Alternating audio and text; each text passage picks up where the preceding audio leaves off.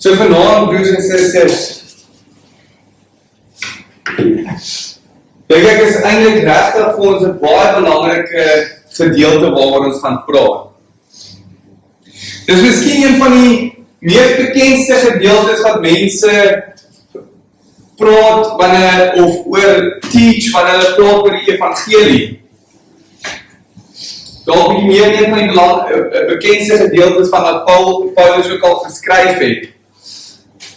Maar ek moet sê vanaand, wat vir my so belangrik is in hierdie gedeelte,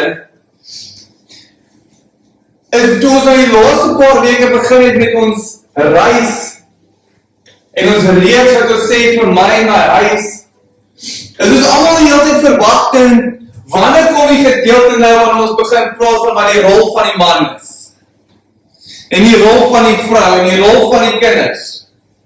Maar ons moet verstaan dat daar baie in dit is, voor ons by daai gedeelte kan eintlik uitkom. En dus kom ons gepraat het oor die keuse wat ons moet maak om te sê, dat vir my en my huis ons God sal dien.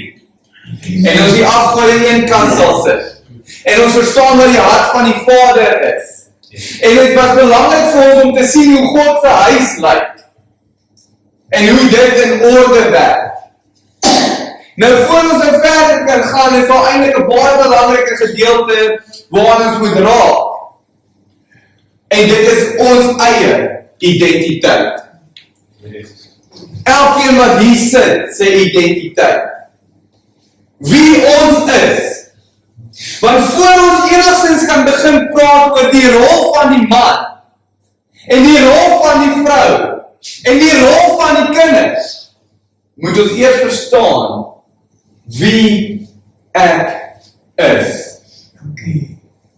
Want deur middel van wie jy is, gaan jou rol begin uitvloei.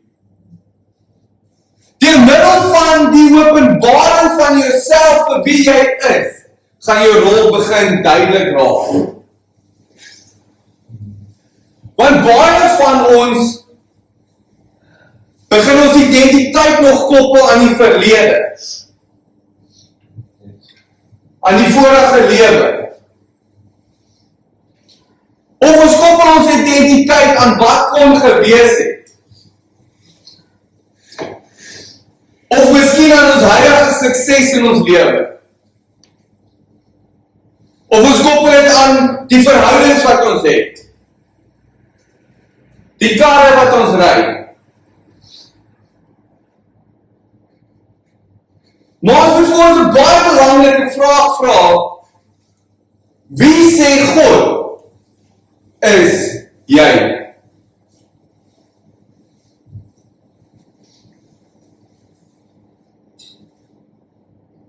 Want God het al reeds iets oor jou en oor my gespreek. Hy het al reeds vir ons gesê wie ons is. Maar partykeer mis ons daai gedeelte. Ons kyk verby dit. En ons wil weet wat sê ander mense van ons. Maar ons moet altyd terugkom na wat sê die woord, wie ons is. Yes. Ons moet terugkom na die punt van wie Jesus sê ons is. Want die Heilige Gees ons lei om aan ons te bewys wie ons is. En ons te oortuig van wie ons is.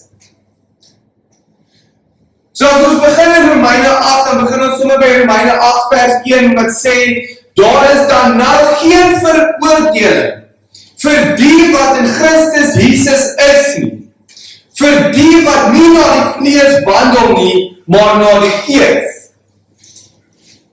So wat eintlik baie interessant is in hierdie gedeelte, is dat Paulus besig is om 'n gevolgtrekking te maak van alles wat hy al reeds van Romeine 1 tot 7 gesê het. Want wat Paulus gewys het, is dat die wet niemand kan red nie. En hy het gewys dat elke mens in 'n stryd met sonde is. Maar dan bring hy ons by die gevolgtrekking om te sê, daar is dan nou geen veroordeling nie. En dan moet ons self vra, wat beteken dit? Want hy sê nie dat daar nie sonde is nie. Paulus sê dat daar geen veroordeling is vir die wat in Christus Jesus is nie. Hy praat nie hier oor ons gevoelens nie, broers en susters. Maar Paulus praat hierso oor ons posisie voor God.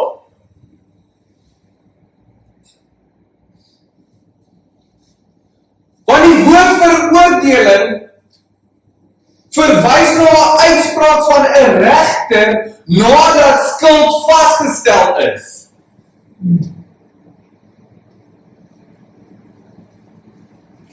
Wat God gedoen het, is hy het sy seun Jesus Christus vir ons gestuur. Vir die veroordeling van ons sondes. En dis is ons nie meer onder die wet en die straf van God nie, omdat Jesus Christus ons sonde aan die kruis gedra het.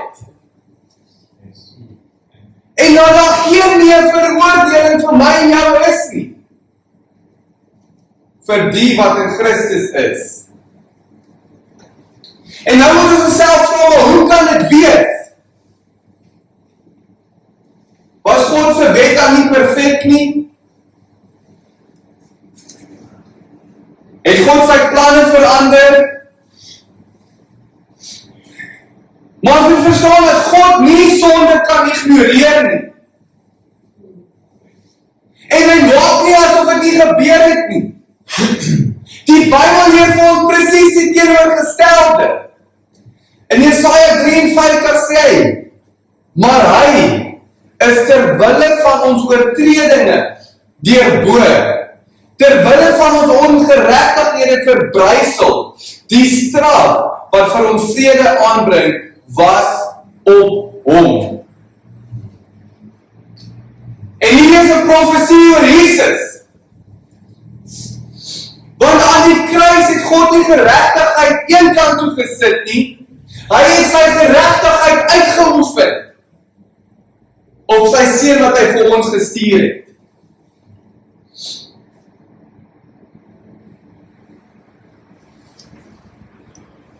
En daarom kom ons op 'n punt waar ons onsself vra, maar hoe as ek my hart vir die Here gegee het, kom ek nog steeds op 'n punt waar ek skuldig voel?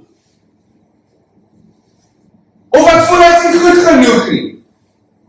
Of ek voel dit is te moeilik om 'n Christen te wees? En ons voel die hele tyd hier binne ons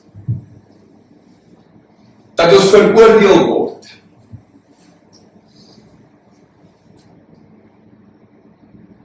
Ons voel die hele tyd, ek is nie goed genoeg nie.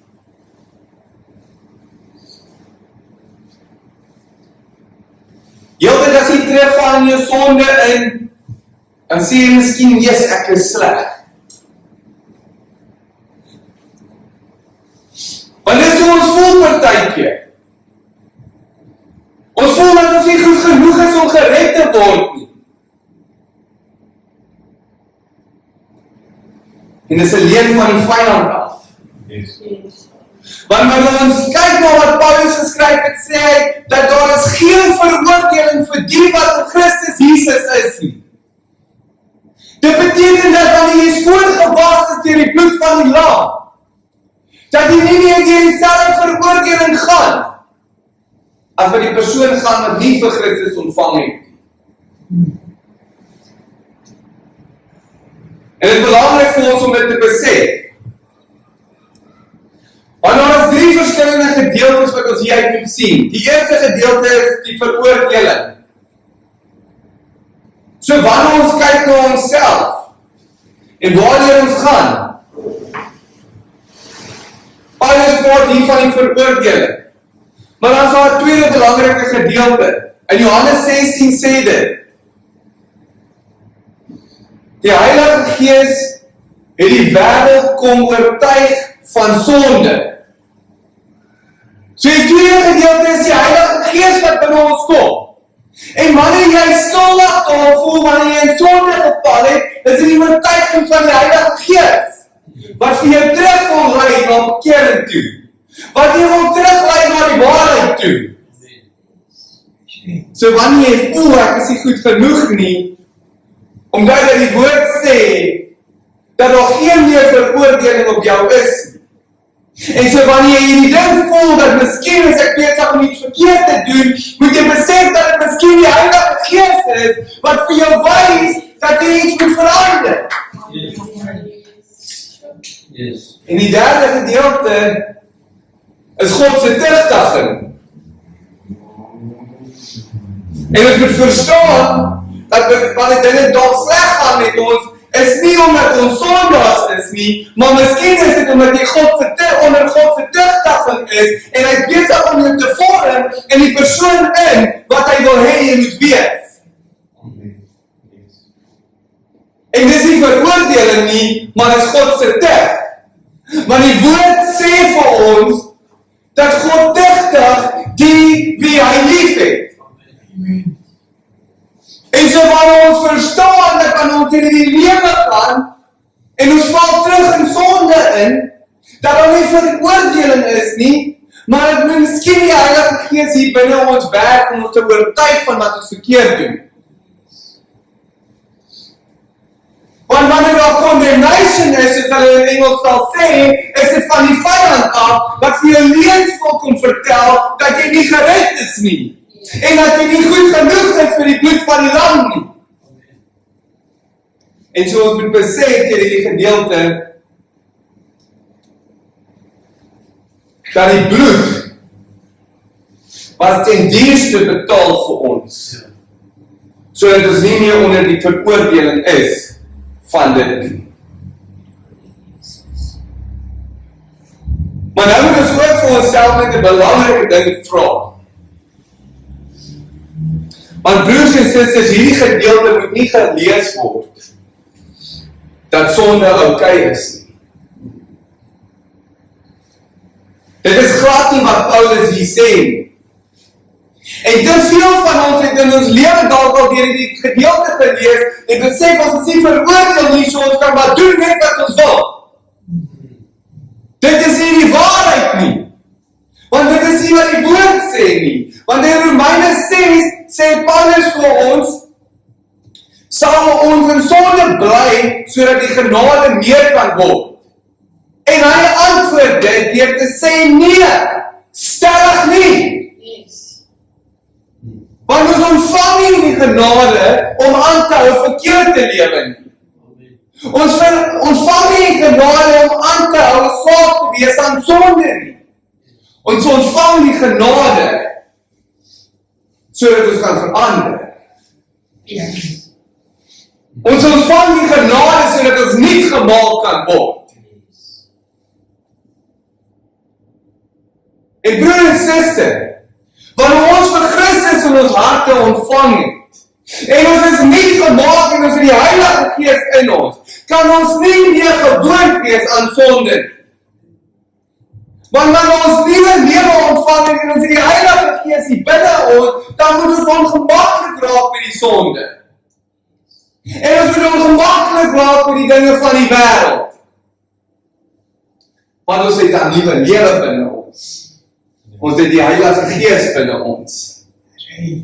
So die genade maak nooit die sonde kleiner. Die genade wys eintlik vir ons hoe groot die sonde werklik is. Want die genade wys ons dat die sonde so groot was, dat God sy enigste seun vir jou en my moes gestuur het, om hier op die aarde te kom sterf aan die kruis, sodat ons vergewe kan word. Dit is wat ons moet raak sien.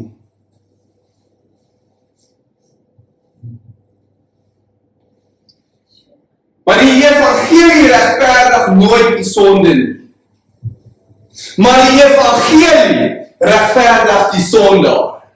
En wanneer die evangelie die sondaar regverdig, dan begin God daai sondaar te vorm. En God begin daai sondaar dan te verander. So die evangelie regverdig ons as die mens, maar nie die sonde nie.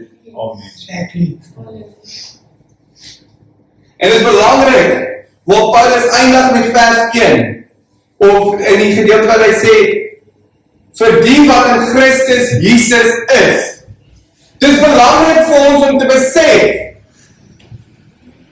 dat daar is geen veroordeling vir die wat in Christus Jesus is. Nie vir elke persoon op die aarde nie. Vir die wat 'n besluit geneem het om tot by Jesus te kom. Vir die wat 'n besluit geneem het om te sê no longer me, but I'm going to give it to the Lord. Amen. Dit is wat beteken vir Christus Jesus. Vir die wat in Jesus is.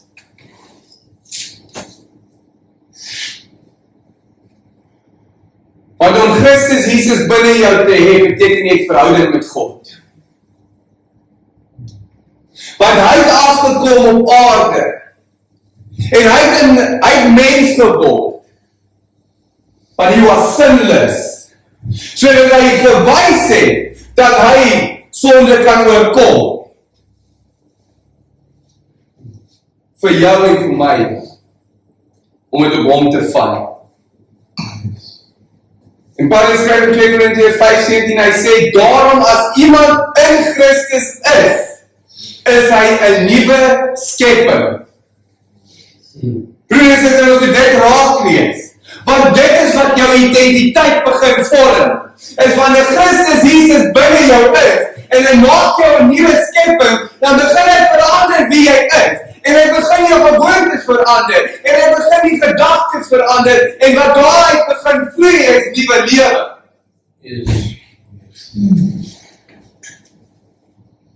Want voordat Paulus vir ons sê hoe ons as 'n gemeente moet lewe, vertel hy eers vir hulle wie hulle is. En vertel die woord eers vir ons wie ons is. En ons moet dit verstaan, broers en susters, voordat ons in ons rolle instap in die lewe van wie ons moet weet en wat ons moet doen, moet ons eers verstaan wie ons is. Want jou rol as 'n man en as 'n vrou en as kinders gaan uitvloei uit wie jy is. En uit die identiteit wat jy oor jouself spreek. En die identiteit van wie jy verstaan wie jy is. Maar wanneer Christus Jesus binne jou gekom het en hy maak jou 'n nuwe skepping, beteken dit dat die rol wat daaruit vloei terug gaan point na die woord toe. Dat die lewe wat daaruit vloei geroet gaan wees in Christus. Ons gaan aan op vers 2 wat dit sê, want die wet van die gees van die lewe in Christus Jesus het my vrygemaak van die wet van sonde en die dood. En dit is belangrik om te besef wat hier so staan. Paulus begin by die woord want. Paulus verduidelik nou waarom daar geen veroordeling is nie. Want hy gee vir ons die verduideliking nou. En dit is hoe hy verder sê. Paulus sê nie net vir ons wat waar is nie, want alles wat hy nou al reeds in vers 1 geskryf het is waar. Hy skryf nou vir ons in vers 2, hoekom? Hy sê die gees van die lewe het my vrygemaak. Het my vrygemaak.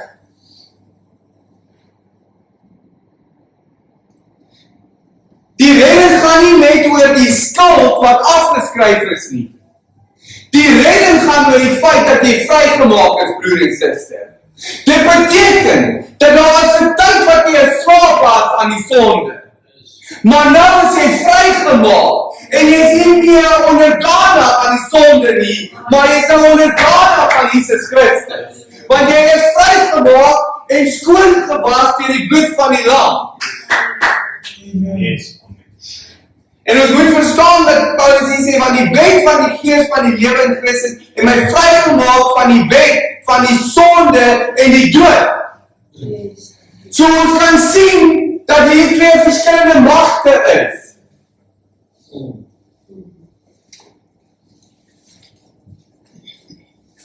Er twee verskillende magte. Want Paulus praat hier van 'n heersende mag. Want wanneer jy nie vir Jesus Christus in jou hart ontvang het nie, en wanneer jy nie tot bekering gekom het nie, is jy onder die mag van die boosheid. Ja. Ja. En dan wat daaruit gaan vloei, is die dinge van die boosheid. En jy kan nie net sê, ek wil 'n beter persoon wees, en dink dat jy gered is nie. Hierdie woord maak dit vir ons baie duidelik, dat ons moet in Christus Jesus wees. Ja. So baie mense is 'n nice persoon, is vrygewig, doen goeie werke, maar hulle ken nie vir Jesus nie. Dis nie goed genoeg nie.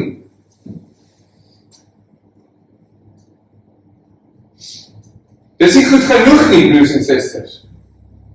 Ons moet op 'n punt kom, waar ons vir Christus in ons harte aanvaar. Maar ons moet ook verstaan, dat daar 'n punt in ons lewe kom, wanneer ons sê dat ons werklik vir Jesus in ons lewe ervaar het, en aanvaar het, dat ons lewe gaan begin verander. Dat die manier hoe ons gaan optree gaan begin verander. Want ons gaan besef dat ons nie meer onderdanig is aan die boosheid nie. Yes. En dat ons nou deur die Heilige Gees gelei word. Maar te veel van ons sê ons het hier by Jesus uitgekom, maar ons lewe nog presies dieselfde as die lewe voor dit. Te veel van ons sit hier Sondag in en Sondag uit en sê wat, ek het die Here aanvaar. Maar jy hou nog steeds vas aan die dinge wat jy nie moet nie. Wat vir ons baie belangrik is om te besef hierdeur. Nêrens sê dit ons gaan nie Sondag nie. Ons gaan Sondag. Maar ons gaan nie meer 'n slaaf wees aan sonde nie. Want ons is vrygemaak en ons het 'n nuwe lewe gekry. So wanneer ons Sondag gaan ons besef en die Heilige Gees gaan vir ons kom bied en ons gaan repent. Yes. Dit is wat gebeur wanneer ons 'n nuwe skepping is. Maar wanneer ons werklik nog nie tot bekering gekom het nie, gaan ons aanhou ons identiteit vind in die boosheid en in die donker mag. En ons gaan aanhou 'n slaaf wees aan sonde. So broers en susters, dit is belangrik vir ons om onsself te vra of daar miskien moontlik iets in ons lewe is aan wie ons nog steeds meer mag gee aan die sonde as wat ons mag gee aan die Heilige Gees. Want as ons verstaan en ons glo werklik dat ons wedergebore is, dan gaan ons besef dat ons nie meer 'n slaaf is aan die sin nie, maar dat ons net gemaak is en skoongewas is en onder Christus Jesus nou lewe.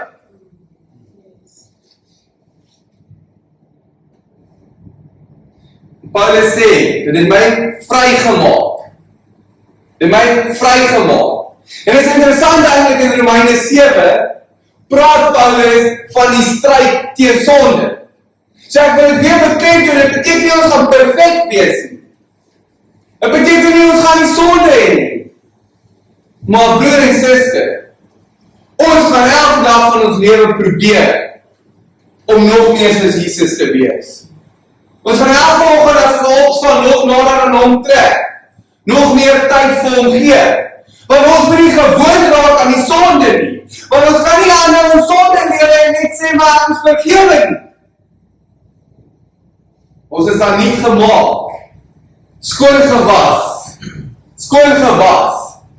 En dit is waar ons as 'n kerk ook by mekaar moet kom. En die eerlike waarheid met mekaar begin praat. En wanneer jy 'n broer en 'n suster hier sien, wat maand in en maand uit presies dieselfde dinge doen, presies in dieselfde sonde val, dan gaan jy moet daai broer vra. Of daai suster vra, het jy werklik jou hart vir die Here gegee? Dit is maar net ons verantwoordelikheid, broers en susters. Dit sê dat jy 'n persoon oordeel nie, maar is omdat jy lief is vir daai broer en suster en jy wil sien dat hulle lewe begin verander. Want wanneer 'n persoon sê ek neem Christus aan as my redder en my verlosser, dan gaan die lewe begin verander van haar broer en suster. Amen. Want jy is vrygemaak. Jy is vrygekoop. Want vers 3 gaan, want God het, wat vir die wet onmoontlik was, omdat dit kragteloos was teen die vlees, deur sy eie seun in die gelykheid van die sondige vlees te stuur, en dit ter wille van die sonde veroordeel in die vlees.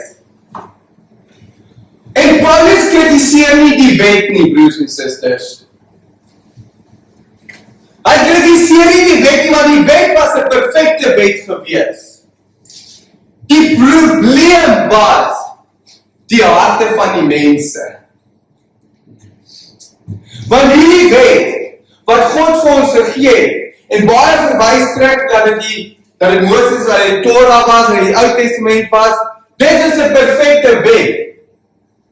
Maar wat Paulus besig is om te sê, hierso die mens kon nie by die wet bly nie. So ons het die riglyne gehad, maar ons harte was nog steeds verkeerd. En as julle dit in praktiese doeleindes wil sien, is ons land het 'n wetgewing. Amen. En as die bordjie sê jy moet 60 ry, maar jy ry 100, dan oortree jy die wet. En dit is presies dieselfde ding in hierdie. Is die wet was gegee, maar die harte was nie reg nie. So dis nie dat die wet te swak was nie, maar dit was kragteloos teen die vlees gewees. Ja. Want maak nie saak hoe goed daar wet en hoe perfek daar wet was nie, het die mens nog steeds teruggeval in sonde. En die rede dat God sy enigste seun vir ons gestuur het, om te sterf aan die kruis, is sodat ons die Heilige Gees binne ons kan kry. Sodat daar begin 'n verandering in die hart kan plaasvind.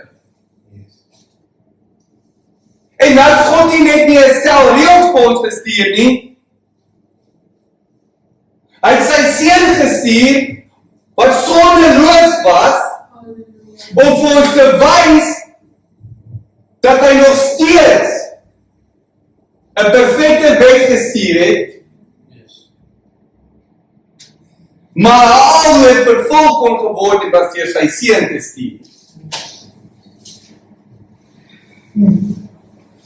En toe Jesus aan die kruis sterf, en ons almal die Heilige Gees ontvang, waar ons tot bekering kom ons nou op 'n punt, waar ons harte begin verander. Want as die wet gedoen het God se karakter kom openbaar aan ons. En dit was 'n volmaakte wet. En die feit dat Jesus gekom het nie net die wet afgeskryf nie, want ons het al 'n paar maande terug dit bespreek ook, maar as 'n gedeelte in Matteus, wat sê, Jesus did not come to abolish the law, but to fulfill the law. Yes. So ons moet verstaan. Dit sê, deur sy eie seun in die gelykheid van die sondige vlees te stuur, uit man geraak, en dit ter wille van die sonde veroordeel in die vlees. Die feit dat Jesus sondeloos was, is omdat hy die sonde kon veroordeel het deur die vlees. En het vir ons gewys dat die enigste persoon wat kan doen is Jesus Christus.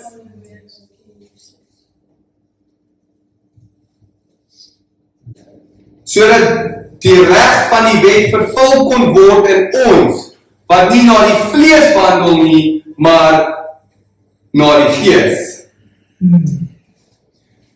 So hier gee Paulus vir ons die doel. Hoe stuur God sy seun vir ons? Waarom oordeel hy sonde aan die kruis? Waarom gee hy die Heilige Gees? Sodat die regverdige eis van die wet binne ons vervul kon word. Met ander woorde, God red jou nie van iets nie, maar hy red jou tot iets. Ja. Amen. Want God wil 'n werk binne jou doen.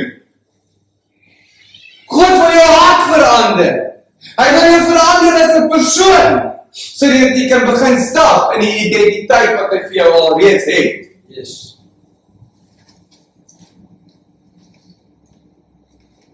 Wanneer jy kom en die Heilige Gees kom binne jou, dan kry jy 'n nuwe hart, broer en suster. En jou hart moet verander. Halleluja. En ons moet dit verstaan. Ons moet die genade verstaan van God wat sy seun stuur. 'n nuwe hart. 'n nuwe hart wat ons kry. Vers 5 sê, want die wat vleeslik is, bedink vleeslike dinge. Maar die wat geestelik is, bedink geestelike dinge.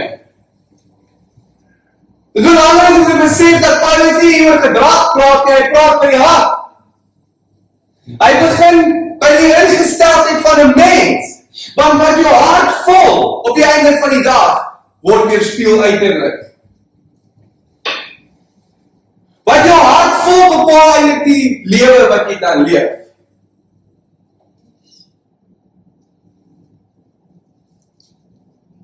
En ons moet onsself vra, wat vul jou hart? Wat vul jou hart? Want Paulus praat nie van twee groepe Christene nie. Hy praat van twee verskillende mense. Die een wat nog leef volgens sy ou natuur, en die ander wat leef in die Heilige Gees, omdat hy wedergeboorte ontvang het. Wedergeboorte ontvang het. Jy moet dit verstaan.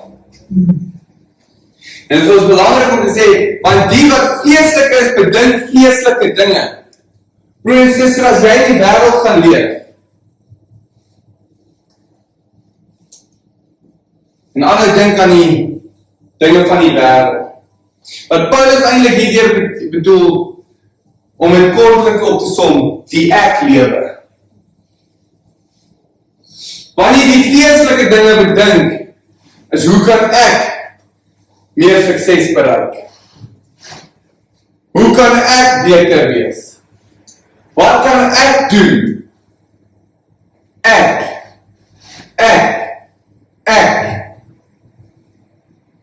En wat dan die gevolg is van die vleeslike gedagtes en die vleeslike dinge, is die sondige natuur. Die neerkyk op mense. Die agter iemand se rug praat. Die toe hande om te gee.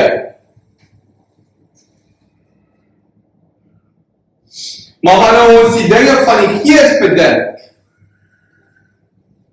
dan begin lewe uitstraal. En Matteus 12 sê, want uit die oorvloed van die hart praat die mond. En so wat die geestelike dinge is wat ons begin bedink, begin dan geestelik te wys daar buite. En so wanneer ons die geestelike dinge begin bedink, dan beteken dit gaan nie oor ek nie, dit gaan oor wat sê God van my lewe. Wat sê God moet ek nou volgende doen?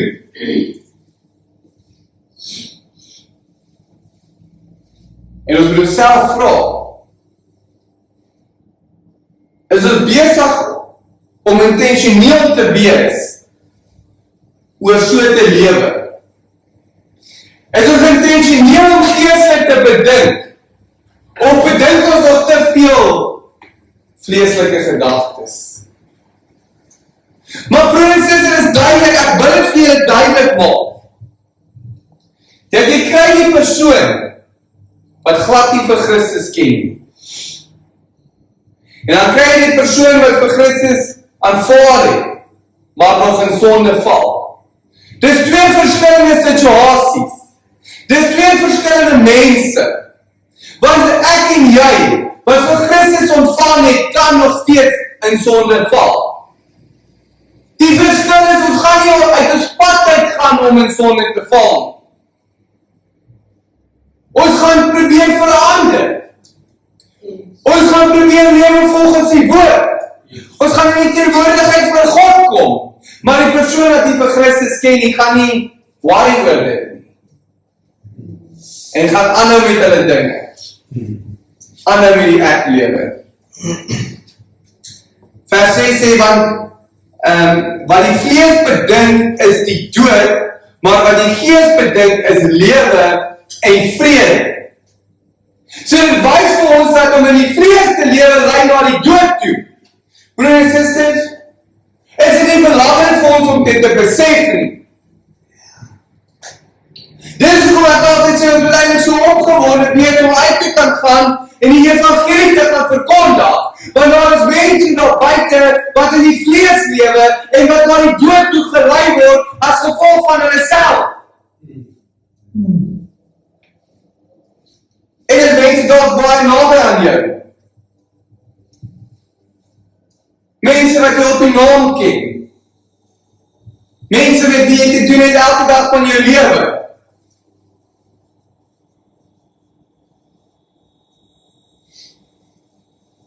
En dan sê dit, die gees lei na lewe. So wanneer ons die Heilige Gees ontvang het ons nuwe lewe. En dit lei ons na lewe toe. Dit beteken wanneer ons dan daar buite ingaan en wanneer ons hier met ons broers en susters praat, gaan die gesprekke lewe wees. Die gedagtes gaan lewe wees. Dit gaan goed wees. And it's going to be Christ-like. Because everything that we do needs to glorify Him. Yes, amen. En ons lewe is verander. En dit verander. Vers 7 sê, omdat wat die vlees bedink, vyandskap teen God is. Want dit onderwerp hom nie aan die wet van God nie, want dit kan ook nie. Broers en susters, luister vir 'n oomblik hierso. Paulus sê nie dat die natuurlike mens wil hom nie aan God onderwerp nie. Paulus sê dit kan nie. Nie dit wil nie, dit kan nie. So wanneer jy in die wêreld lewe en in die vlees lewe, dan kan jy fisies nie jou onderwerp onder God se dinge nie.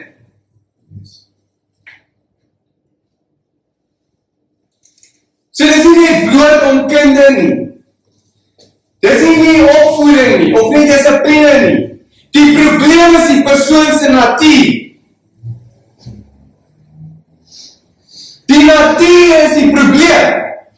Want is jou natuur in sonde of is jou natuur in God?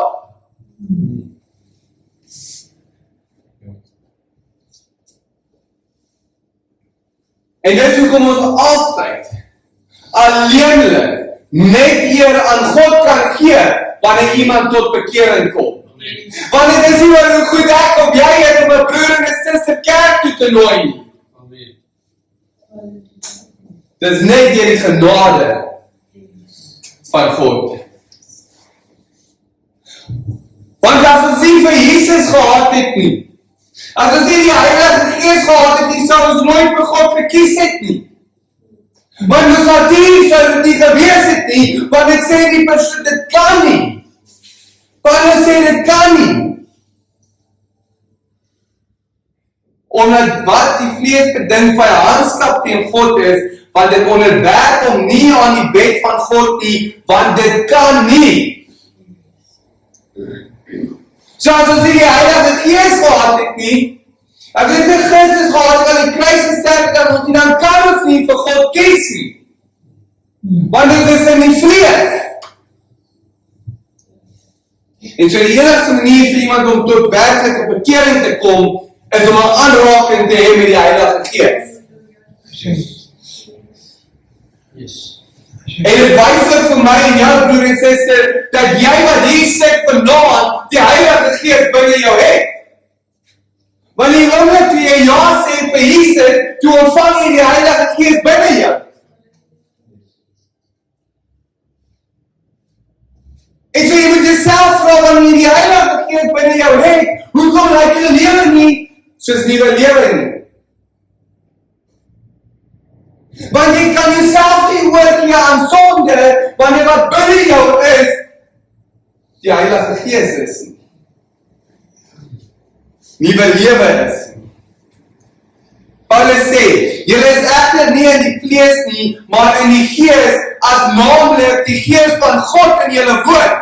Maar as iemand die Gees van Christus nie het nie, die behoort ook nie aan hom nie.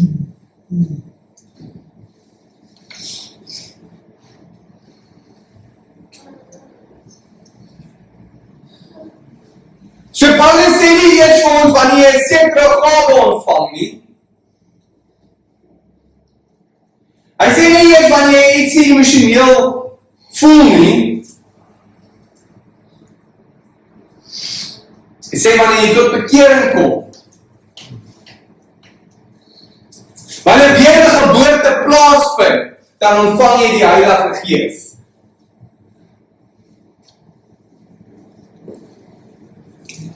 En broers en susters, wanneer jy die Heilige Gees ontvang, dan moet dit alles in jou lewe begin verander.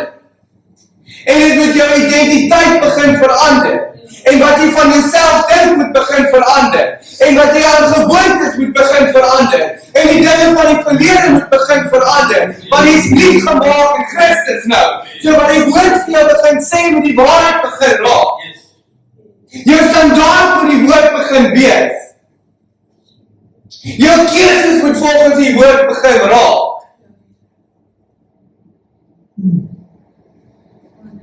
En wanneer die Heilige Gees probeer, gaan hy jou lei. En hoe meer jy in die teenwoordigheid van God kom, hoe meer gaan hy jou begin beantwoord. Want hoe meer gaan jy begin verstaan hoe dit lyk wanneer hy jou begin beantwoord. En hoe meer gaan hy jou na skrif toe vat. En hoe meer gaan jy verstaan. En hoe meer wysheid gaan jy hê.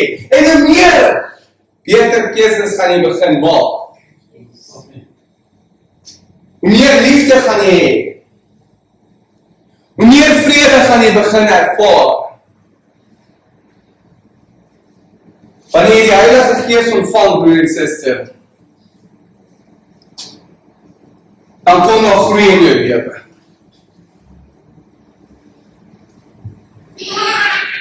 Omdat daar kom groei in jou lewe. En die groei beteken nie net finansiëel nie. Die groei beteken jy gaan meer mature raak. Jy gaan meer volwasse begin raak. Jy gaan beter begin optree. Jy gaan met meer liefde begin optree. Jy gaan meer vir jouself in die spieël kan kyk. Meer waardering hê vir jouself. Vir die verhouding rondom jou.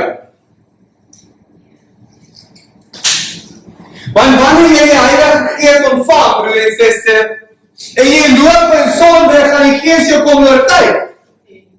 En so die gevaarlike ding vir jou is wanneer jy jouself nam teen die oortuiging van die Gees.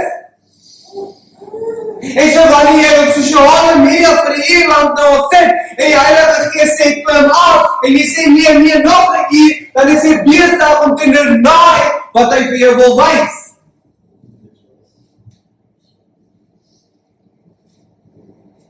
En wanneer jy wil kwaad raak, en as 'n oomblik dat jy kan rustig raak, maar jy gaan aan met jy wil nou skree, jy wil wat kry, dan is jy nie besig om te luister na die oortuiging van die Heilige Gees nie.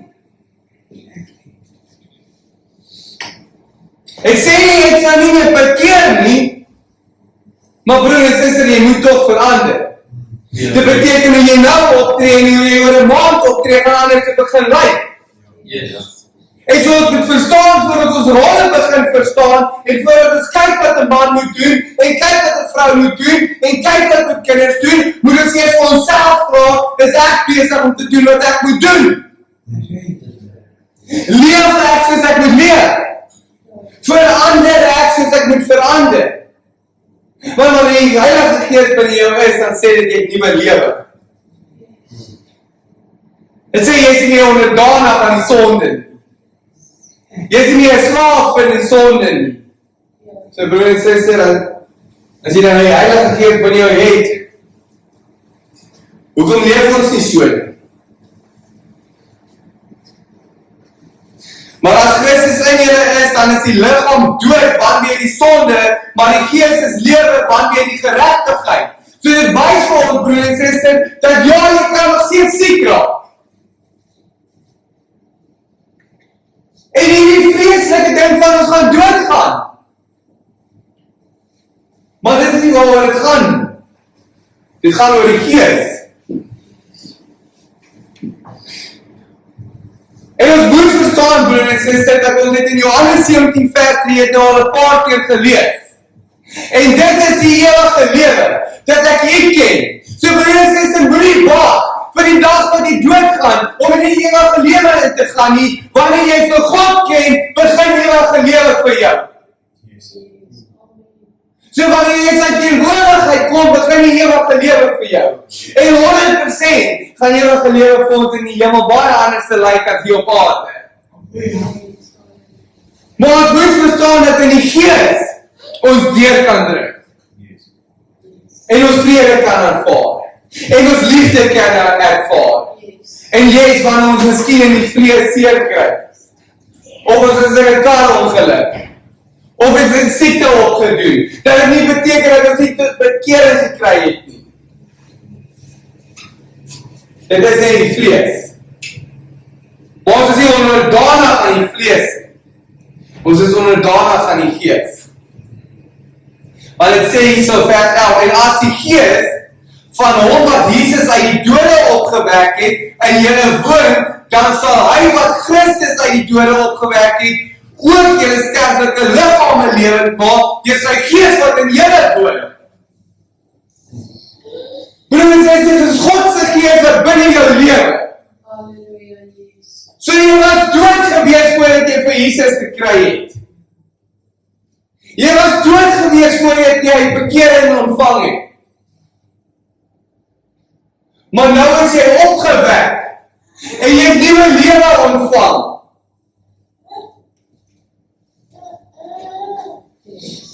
En die Heilige Gees is die bewys daarin. Dit wys vir ons dat God het ons nie net vergewe nie. God het ons nie net vergewe nie. Hy het vir ons nuwe lewe gegee. Hy het ons nuut gemaak.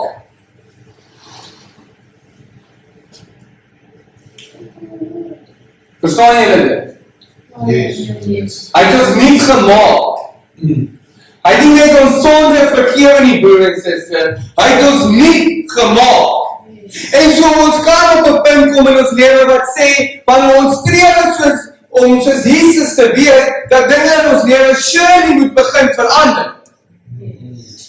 Want die woord sê vir ons, we must become and be glorified by Him. So ons gaan nooit God wees nie, ons gaan nooit Jesus wees nie, maar die standaard is uit die hart van die saak om te probeer wees soos Jesus. En om so te begin loop. En die eerste manier om dit te doen is om gelyk te word deur die Heilige Gees. Wat binne jou is. Wat vir jou oortuiging gee. Die eerste manier om te begin loop soos Jesus is om te verstaan wie hy is om my identiteit te verstaan. En wanneer jy hierso is en jy verstaan jou identiteit, maar jy stap nie uit in die wêreld, vertel vir jou ietsie anderste, is jy besig om daar te luister, of is jy besig om terug te kom na die woord toe?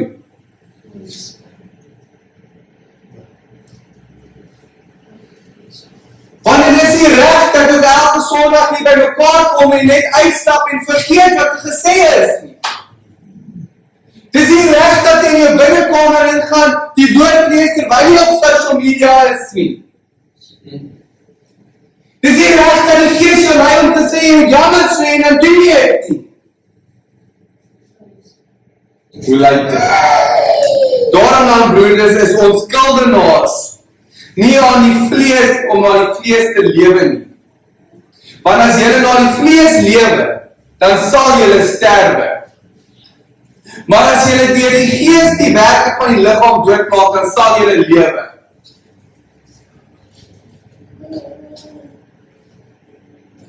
Hoor hierso. Daarom dan broeders is ons skuldenaars nie aan die vlees om na die vlees te lewe nie.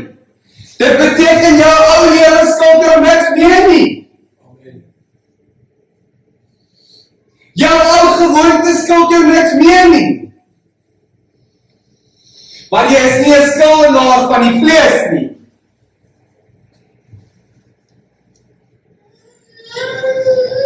En dit sê as jy volgens die vlees gaan lewe, dan sal jy sterwe. Okay. Want almal wat deur die Gees van God gelei word, die is kinders van God. So ons moet verstaan wanneer ons die Heilige Gees ontvang, dan raak ons kinders van God. Amen. En in plaas van die Romeinse tyd van aanneem kinders, het letterlik deel van die familie geraak. Hulle het even die vanne gekry van die familie wat die kinders aangeneem het. En so wat Paulus hier sê is so mooi om te sê ons raak kinders van God. Want dit beteken God maak ons deel van sy familie. En God maak ons dat hy Abba Vader is. En hy is die hoof van ons huis. En hy kom ons en hy neem ons aan as sy kinders. Yes. Yes. Ons is nie net meer 'n persoon vir hom nie. Ons is nou sy kind.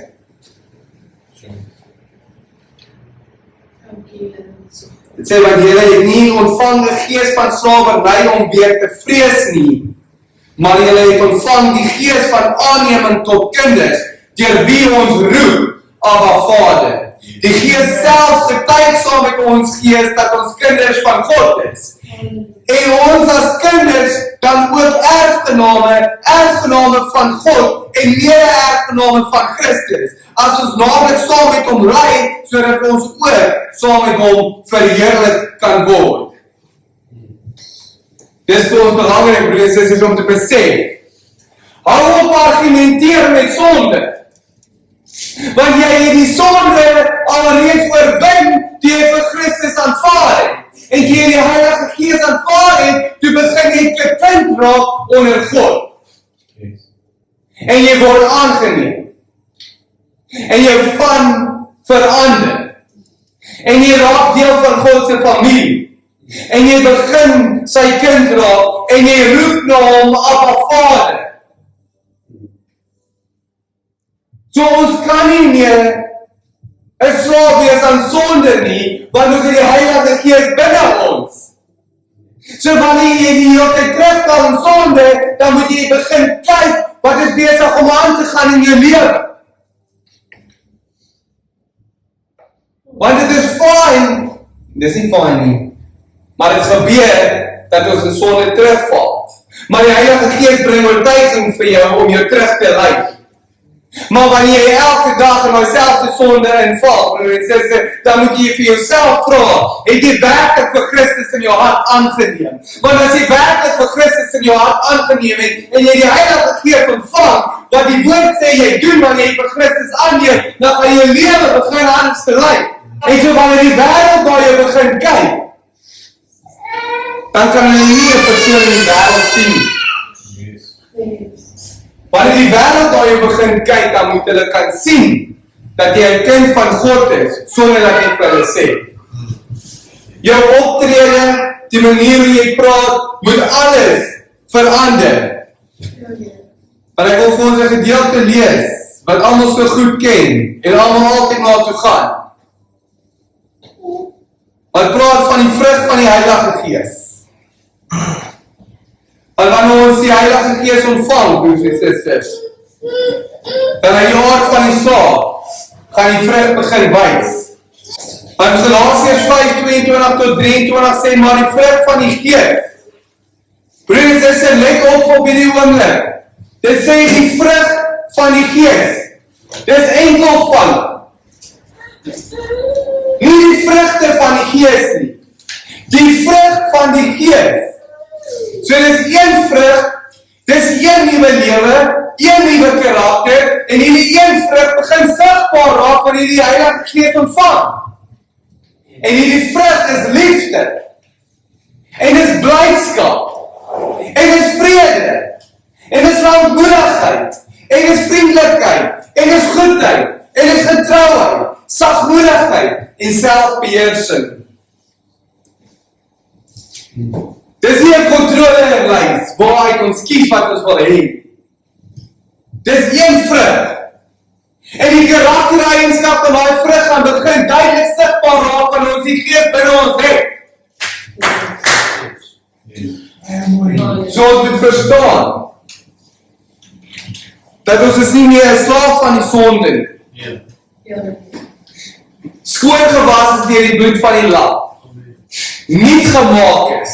Dat ons lewe begin verander en dat ons die Heilige Gees ontvang en dat die vrug van die Heilige Gees duidelik sigbaar gaan begin raak in jou lewe.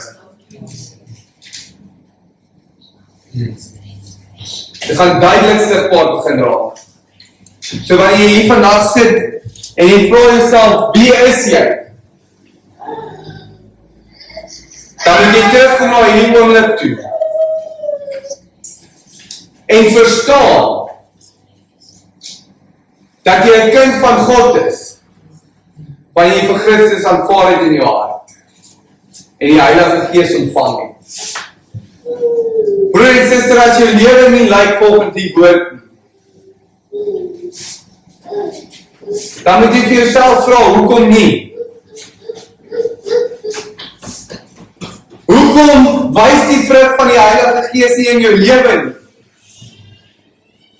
Want die woord sê dan, wanneer jy vir Christus aanvaar, ontvang jy die Heilige Gees. En die vrug van die Heilige Gees is dan duidelik hierso op die woord uitgesit. So ons het tereg die riglyne wat ons nodig het om die lewe te lewe wat ons moet lewe. Sodat ons karakter kan begin verander soos dit moet verander. En wanneer ons eers verstaan wie ons is in Christus en ons begin verstaan wat ons identiteit is, dan gaan mans begin mans wees. En paas gaan begin paas wees. En vrouens gaan begin die rol van vrou inneem. En dit gaan nie omgedraai word. En dit gaan nie anders gemaak word. Want wanneer ons verstaan wie ons in God is, wie ons verstaan wie ons in Christus is, en as ons verstaan vir 'n oomblik dat ons die Heilige Gees hier binne ons het, dan moet ons lewe anders te lyk. En ons het eintlik dan nie 'n argument nie, broers en susters. Want ek dink die woord spreek vir homself. Dat wanneer jy nuwe lewe ontvang het, dat jy lewe gaan begin anders te lyk. En so wanneer die standaard op jou gerig is dat jy lewe begin anders te lyk, omdat jy gesê het jy vir Christus aanvaar, moet jy sê, hierdie persoon check die hele tyd op by my nie. Verstaan dan dat jy gesê het jy vir Christus aanvaar. En so wanneer ons in 'n kerk by mekaar kom, as broers en susters, en ons is lief uit die aard van die saak vir mekaar, en ons gee om vir mekaar, en ons sê vir mekaar dat ons vir Christus aanvaar het in ons harte.